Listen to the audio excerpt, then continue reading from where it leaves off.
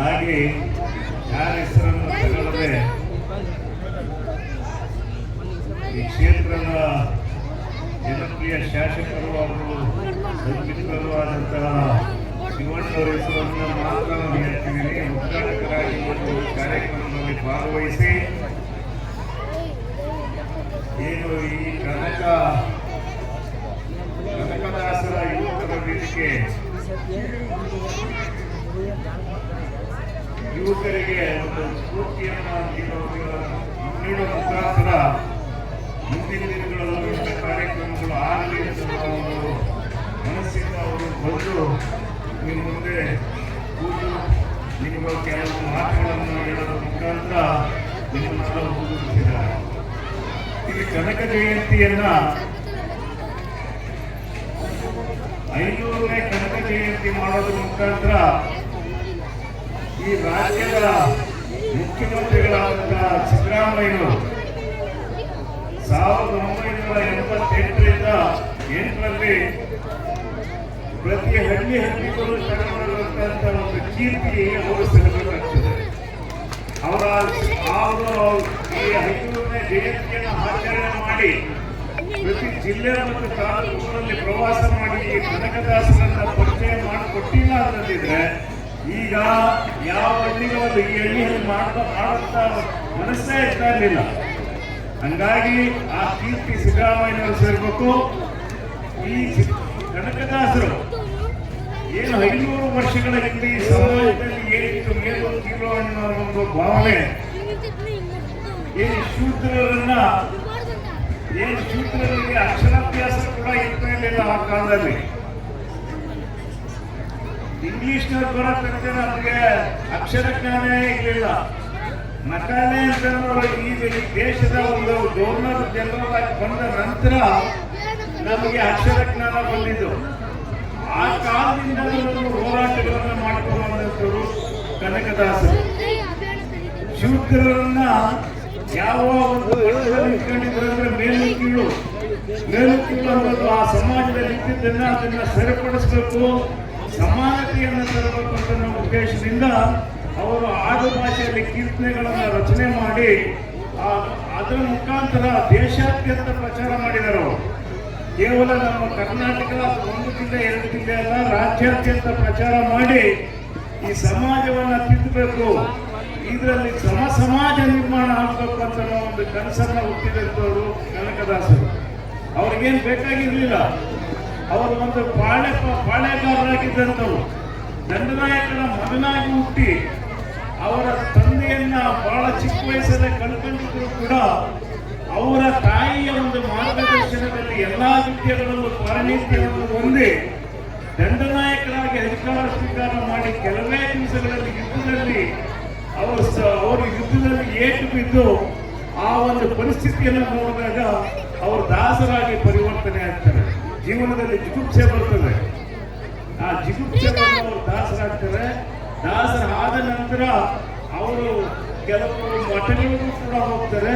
ಆ ವ್ಯಾಸರಾಯನ ಮಠಕ್ಕೆ ಹೋದಾಗ ಅಲ್ಲಿದ್ದಂತಹ ಬ್ರಾಹ್ಮಣರು, ಆ ಮೇಲ್ವರ್ಗದ ಜನ ಇವ್ರನ್ನ ಆ ಮಠದ ಒಳಗಡೆ ಬಿಟ್ಕೊಳ್ಳೋದು ಕೂಡ ನಮ್ಮನ್ನು ಸಹಿಸ್ತಾ ಇರಲಿಲ್ಲ.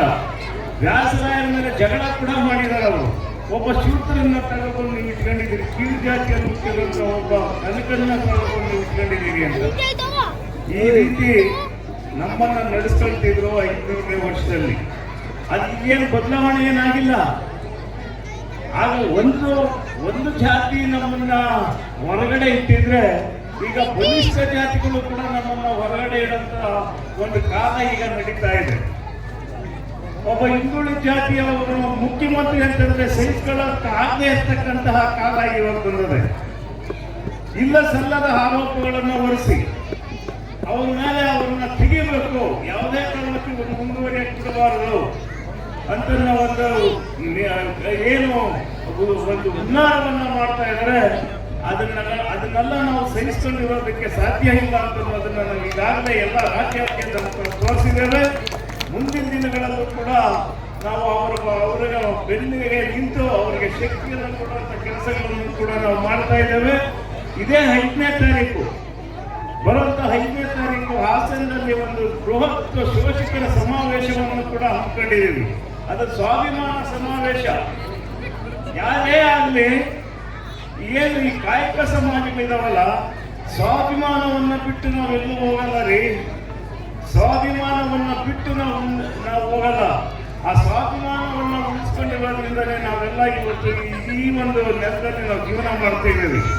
ಇಂಥ ಒಂದು ಸಂದರ್ಭದಲ್ಲಿ ಕನಕದಾಸರು ಹಾಕೊಟ್ಟಂತ ಒಂದು ಮಾರ್ಗದರ್ಶನ, ಅವರು ನೀಡಿದಂತಹ ಅವರ ಒಂದು ಕೀರ್ತನೆಗಳ ಮುಖಾಂತರ ಸಮಾಜವನ್ನು ತಿದ್ದೋದಕ್ಕೆ ಏನು ಕೆಲಸ ಮಾಡಿದ್ರು ಅದನ್ನ ಆದರ್ಶವಾಗಿ ನಾವು ಪಾಲಿಸೋಣ ಅನ್ನೋದನ್ನು ಹೇಳಿ, ಈಗ 52ನೇ 37 ಕನಕ ಜಯಂತಿಯ ಶುಭಾಶಯಗಳನ್ನು ಕೊಡುವುದರ ಜೊತೆಗೆ ಕರ್ನಾಟಕದ ಏಕೀಕರಣ ಹಾಗೆ 52 ವರ್ಷಗಳಾಗಿದೆ. ನಾನು ಅದನ್ನ ಹೇಳಕ್ ಹೋಗಿದ್ದು, ನನ್ನ ತಿದ್ದಿದ್ರು. ಈ ಕರ್ನಾಟಕ ಏಕೀಕರಣ ಹಾಗೆ 52 ವರ್ಷಗಳಾಗಿದೆ. 52 ವರ್ಷಗಳಿಂದ ನಾವು ಕರ್ನಾಟಕ ರಾಜ್ಯೋತ್ಸವವನ್ನು ಮಾಡ್ಕೊ ಬಂದಿದ್ದೀವಿ. ಅದಕ್ಕೆ ಹಿಂದೆ ನಮ್ಮ ರಾಜ್ಯ ಹರಿದು ಹಂಚೋಗಿತ್ತು.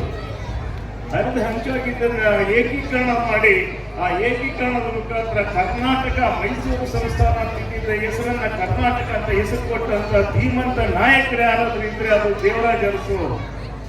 ಈ ದಿವಂಗತ ದೇವರಾಜ ಅರಸು ಅವ್ರದ್ದು ಕೊಡುಗೆ ಕೂಡ ನಮ್ಮ ಈ ಕಾಯಕ ಸಮಾಜಗಳಿಗೆ, ತಳ ಸಮಾಜಗಳಿಗೆ ಬಹಳ ಅದ್ಭುತವಾದ ಒಂದು ಕೊಡುಗೆಯನ್ನು ನಾವು ಕೊಟ್ಟವರು.